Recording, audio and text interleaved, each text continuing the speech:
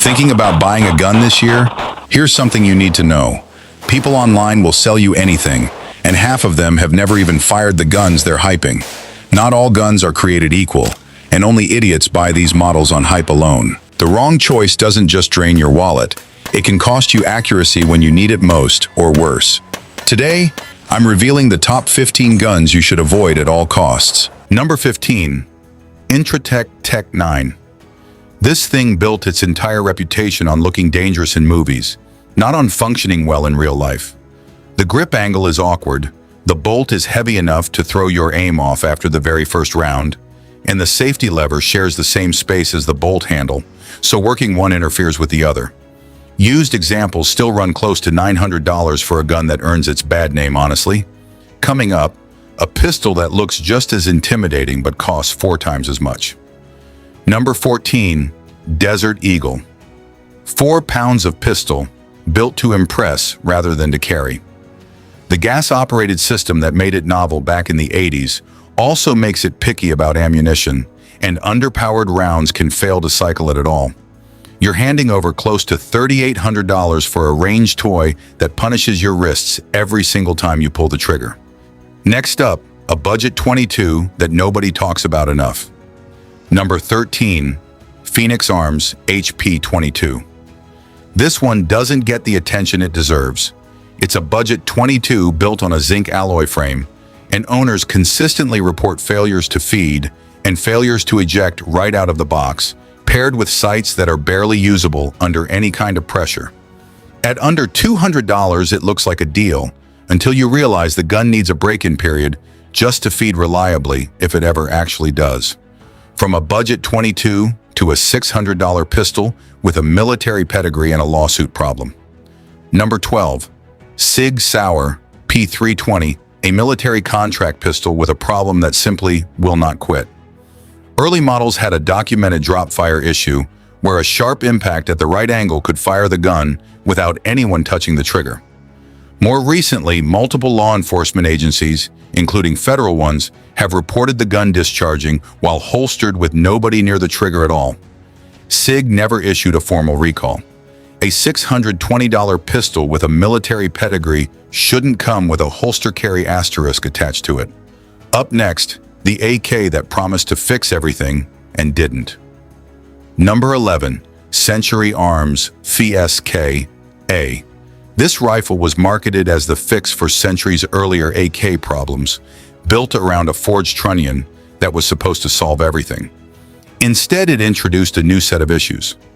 Owners report headspace developing after only moderate round counts, along with pins and rivets backing out over time. An AK that loses headspace isn't just unreliable, it's genuinely unsafe, and the whole appeal of the platform is that it's supposed to be the gun that never breaks. At $949, you're gambling on quality control that should be the baseline, not a bonus. Next, a revolver that tries to do 2 jobs and does neither well. Number 10. Taurus Judge. 2 calibers, neither one done properly. A short barrel kills the pattern on 410 shot shells and wastes the actual punch of .45 Colt. So you end up with a heavy 5-shot revolver that's mediocre at both jobs instead of being good at one. $664 for a gimmick that never delivers on its own premise. From a tired gimmick to a name that used to mean something better. Number 9.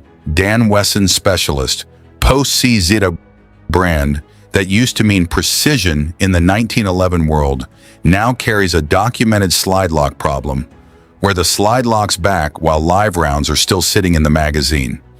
That means your gun is telling you it's empty in the middle of a fight when it isn't. The root cause traces back to bullet geometry, contacting the slide stop and pushing it up prematurely. At $3,199, this is the most expensive disappointment on the entire list, and loyal fans of the old Dan Wesson reputation have felt genuinely burned. Next, a lifetime warranty 9mm that punishes the hand holding it. Number 8. Ski-P X-2. Cheap, compact, and a trigger pull heavy and gritty enough to wear out your finger before it wears out the gun. Reliability swings wildly between individual units, which is common for budget pistols. but the spread here is wider than most owners expect going in. After extended range sessions, some owners report actual mechanical trigger failures, not just discomfort. $138 sounds like a deal until your hand starts telling you otherwise. Up next, a caliber mismatch crammed into a gun too small to handle it. Number 7. Taurus PT-140 Pro 40 Smith & Wesson, crammed into a light polymer compact frame, which means significant recoil in a gun that's too small to absorb it properly. Add inconsistent quality control from an earlier era of Taurus production, and $225 buys you a gun that fights you every time you pull the trigger. Next, the budget pistol everyone defends until they've shot something better. Number 6. Hi-Point C9 Heavy in the wrong way, picky about ammunition condition, and limited to single-stack low-capacity magazines that are genuinely hard to find quality replacements for. It runs fine when it's clean, and starts struggling the moment it isn't, which describes most actual range days. Hi-Point's lifetime warranty is real and they do honor it, but a defensive firearm shouldn't need a trip back to the factory to function properly. $364 buys loyalty from people who've genuinely never shot anything better. Now here's where things get serious. Number 5. Taurus Spectrum. This compact .380 drew real attention from regulators, not just unhappy forum posts. A nationwide class action alleged the gun could discharge without the trigger ever being pulled, tied to a poorly designed trigger safety that didn't fully block the sear under impact or rough handling.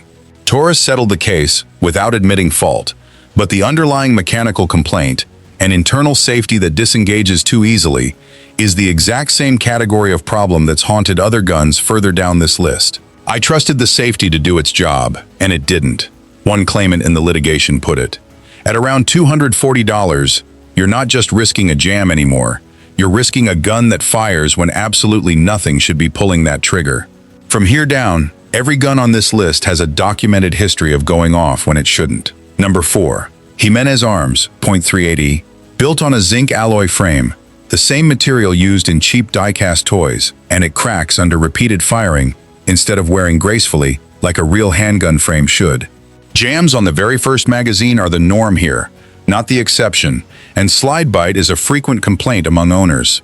$62 feels like nothing, and that's exactly the problem with this entire category of gun. Next, the gun the ATF itself put a warning on. Number 3. Lorcin L380. Part of the infamous Ring of Fire group of cheap 1990s pistols out of Southern California. Built with a Zamak frame so soft that documented failures include the frame cracking mid-session and the slide separating from the frame entirely. The ATF specifically flagged these guns as prone to firing if dropped or bumped sharply. $69 isn't a price tag at this point. It's a warning label. Number 2 takes that exact same defect and makes it even more dangerous to simply hold. Number 2. Raven Arms MP25. A tiny 25 ACP pocket pistol with a sliding bar safety that has a documented and known failure mode, retracting the slide with a round chambered while the safety is engaged, something a gun owner might do completely naturally during handling, can cause the gun to fire on its own. Not a theoretical risk, a known mechanical defect with a 6-round magazine and 0-part support left, since Raven Arms went under decades ago. Used units still sell for around $110, and no price tag makes a gun that can fire itself during routine handling acceptable. But there's one gun on this list that's so bad, it didn't just hurt a reputation, it ended a company. Number 1. Zip 22 Pistol. A modular 22 pistol that generated real buzz before anyone actually shot one, then collapsed in reputation within months once people did. Double feeds are constant. Failures to eject are constant. And getting through a single clean magazine isn't something most owners could reliably report. The charging handle sits directly beside the muzzle, meaning you have to put your fingers right next to where the bullets actually exit just to rack the gun. That's not an ergonomics flaw. That's an invitation to shoot yourself. USFA eventually shut down, and the Zip 22 is the rare gun bad enough to help sink its own manufacturer. $199, if you can even still find one today. Closing a gun's only job is to work every single time, not most of the time. Every gun on this list fails that standard somewhere, whether it's bad materials, bad engineering, or a safety system that was never good enough to begin with from day one. Price doesn't protect you, and a famous name doesn't protect you either. Don't let a low price tag or a cool look make the decision for you. Stay safe, stay armed, and until the next one.